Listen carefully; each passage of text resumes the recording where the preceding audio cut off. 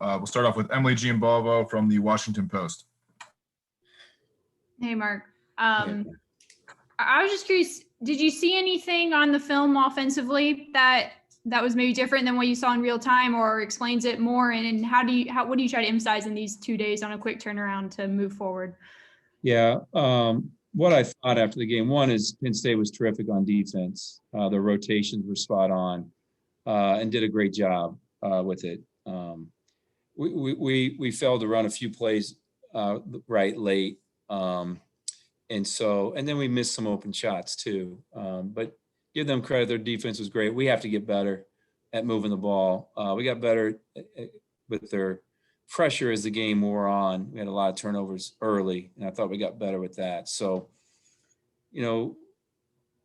hopefully, we're going to keep trying. And, it's the thing about the league is, like, even last year we won the league, it got really hard to score some nights. We just had such good players, we could still do it.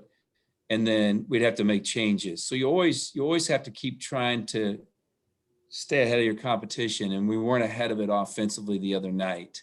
But give them credit. They really guarded us well. But we can play better. Our guys know that. The 16 turnovers was, I can handle missed shots. I can handle that. It's all part of life. But the turnovers they have to come down.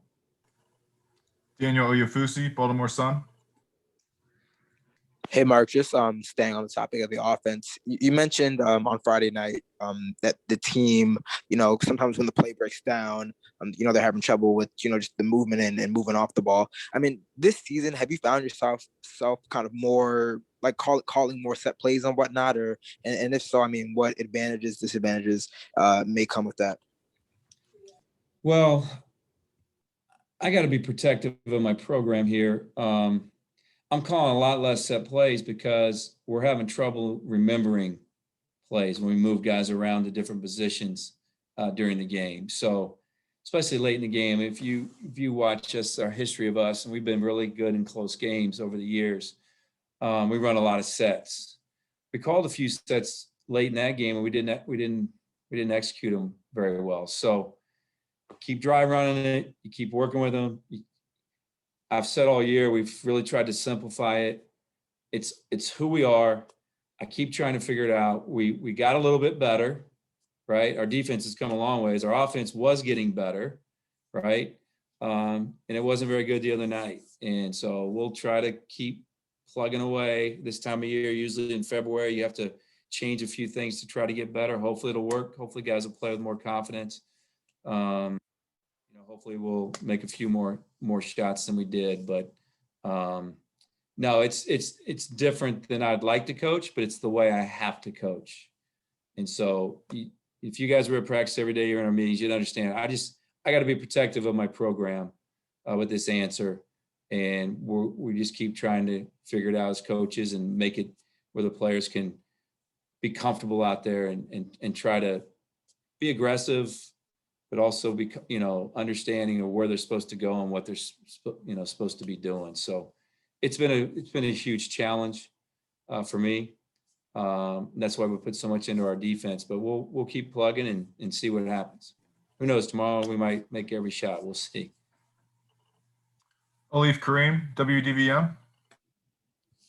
Mark, hope you're doing well. Kind of on the topic of threat restrictions, because of the restrictions you've had, how tough has it been to sort of, keep the game plan fresh, because teams have seen you guys once before and now you're coming up on a stage where you'll see teams twice now? Yeah, it is what it is. We've had a lot of games lately here, so we won one by one, and the other night we had the same opportunities. We were down against Purdue, and we made the plays. We were down against Penn State, we didn't make the plays. We had a couple open threes in that layup. Maybe we're saying, we're on a 2-game winning streak, everything's fine, but we didn't. So here we are. Yeah, it's Ohio State's terrific. They're a great team. They got really, really good players, and they're well coached. They're very disciplined. They're a little bit older with certain positions, so they'll challenge us. But no, we understand. You got to keep trying to push the envelope and and try to figure it out. And we're not, it's not like we're just saying, oh, we're just going to stay the same, guys. We're going to accept the way things are. No, we're fighting and scratching and clawing and trying to get better. We play hard. We just got to play better, and we got to play a complete 40 minutes. So without giving away all our secrets, we're constantly, we met as a staff on the bus for 3 hours, venting about the game. What are we going to do? We met all day yesterday, met with the players yesterday, had a good practice today. Hopefully we play well, and that's all you can do. And just keep plugging, guys. If you know me, if you've been watching, we're never giving up. We're going to try to figure out how to get a little bit better offensively, keep getting better defensively, but we got to rebound better. Our defense is good, but we got to rebound better to be great. And so a lot of little things. It's all got to come together for us. Lila Bromberg, Testudo Times. Hey, Coach, how are you? Go ahead, Lila. Ohio State is one of the deepest teams in the conference, having 9 players averaging 10 or more minutes a night. Just how much of a challenge does that present, and how concerning is that kind of with your guys' kind of lack of depth, just knowing that they've guys that aren't going to get tired? Yeah, we got to try to control the tempo a little bit. I think that's big for us. And we're trying to sub more. We played a Quan the other night. We played a certain way because we thought it would help us defensively, which it did. But yeah, we're not as deep as we need to be. They're one of the deeper teams in the league. If you're playing 8 or 9 in your rotation, you got a deep team. So if we can get comfortable with 8, that should be enough.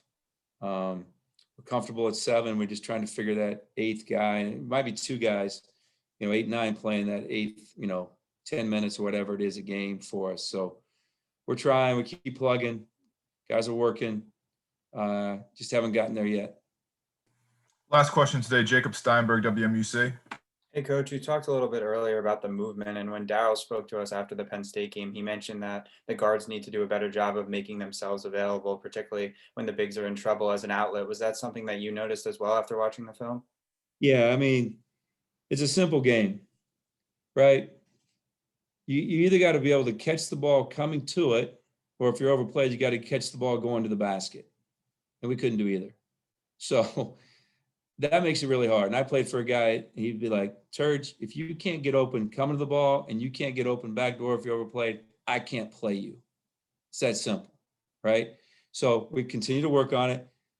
Penn State was at another level defensively. They totally blacked us out, and made it tough on us. And so we've tweaked some things. We're going to keep trying to tweak things. We got to get better in running our sets, and we got to get better in certain things. So give Penn State a lot of credit. Give them a lot of credit. Are we a juggernaut offensively? Absolutely not. I think everybody knows that. But we figured out a way to how to play to give ourselves a chance every night. And that's what's important. And we'll keep trying to get better offensively, and just a terrific league that's really well coached and really well scouted. And it makes it tough for us. But, Darryl was right and you're right with the question. Exactly. You're spot on. So we keep working, and I hopefully tomorrow night you'll see better movement and changing sides of the ball with our team. All right, Coach. Appreciate your time. Good luck to your Chiefs. Thank you. I appreciate it.